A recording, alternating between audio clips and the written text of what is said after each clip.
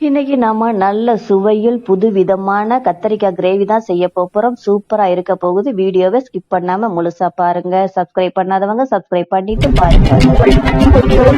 ஆரோக்கிய உணவும் அற்புத வாழ்வும். இப்போ இதுக்கு ஃபர்ஸ்ட் ஒரு எண்ணெய் சட்டியில ஒரு புளிக்கரண்டி ஆயில் விட்டு அது ஹீட் ஆனதும் ஒரு பெரிய வெங்காயத்தை நைஸா கட் பண்ணி போட்டு 2 பச்சை மிளகாயை கீறி போட்டு நல்லா வதக்கி விட்டுறலாம். அடுத்ததா இதுல ஒரு இனுக்கு கருவேப்பிலை போட்டுட்டு 1 ஸ்பூன் இஞ்சி பூண்டு பேஸ்ட் போட்டு இதையும் நல்லா வதக்கி விட்டுறலாம். அடுத்ததா ஒரு பெரிய கேப்சிகம் இதையும் நைஸா கட் பண்ணி போட்டுட்டு நல்லா வதக்கி விட்டுறலாம். இது நல்லா வதங்கினதும் ஒரு பெரிய தக்காளியை நைஸா கட் பண்ணி போட்டு இதையும் நல்லா வதக்கி விட்டுறலாம்.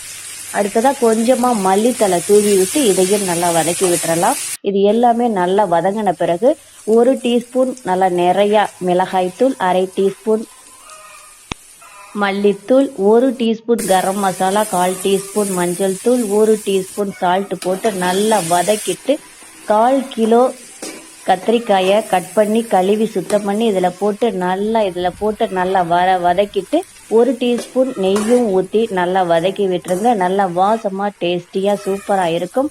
இது நல்லா வதங்கினதும் 1/4 லிட்டர் அளவு தண்ணி ஊற்றி மிக்ஸ் பண்ணி விட்டு மூடி போட்டு நல்லா வேக வச்சிடலாம்.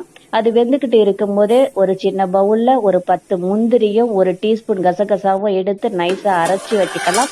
அடுத்ததாக இதை திறந்து பார்த்தா மசாலா அந்த ஆயில் எல்லாம் திரிஞ்சு வந்ததும் நல்லா திக்காக கிரேவி பதம் வந்ததும் நம்ம அரைச்சி வச்சு அந்த கசகசா முந்திரியை இதில் ஊற்றி விட்டுறலாம். அதில் மிச்சம் உள்ளதை லைட்டாக தண்ணி விட்டு கழுவி ஊற்றிக்கலாம். ஒரு உருளைக்கிழங்க நல்லா வேக வச்சு தோலை எடுத்துட்டு மசிச்சு வச்சுருக்கேன். இதையும் இது கூட சேர்த்து விட்டு நல்லா மிக்ஸ் பண்ணி விட்டுறலாம். இது நல்லா எல்லாமே சேர்றது மாதிரி மிக்ஸ் பண்ணி விட்டு அந்த கிரேவி பதம் வந்ததும் இறக்கிடலாம். இதை ஒரு பவுலில் மாற்றி விட்டுறலாம். வாசமே நல்லா தூக்கலாக இருக்கும். டேஸ்டியும் செம்மையாக இருக்கும். சாதத்தில் போட்டு சாப்பிடலாம், சப்பாத்திக்கும் நம்ம சாப்பிடலாம். இப்போ இதை ஒரு பவுலில் மாற்றிட்டு இதில் மல்லித்தலை தூவி விட்டுக்கலாம். பார்க்குறதுக்கே நல்லா லுக்காக இருக்குது பாருங்கள். நீங்களே ட்ரை பண்ணுங்க. உங்களுக்கு பிடித்திருந்தால் கமெண்ட்ல எப்படி இருக்குன்னு சொல்லுங்க. இதை சாதத்துக்கும் சைடிஷ்டாவும் சாப்பிடலாம், சாதத்தில் போட்டு பிசைஞ்சும் சாப்பிடலாம், சப்பாத்திக்கு கூட தொட்டுக்கிட்டு சாப்பிடலாம். செம்மையா இருக்கும். தேங்க்யூ.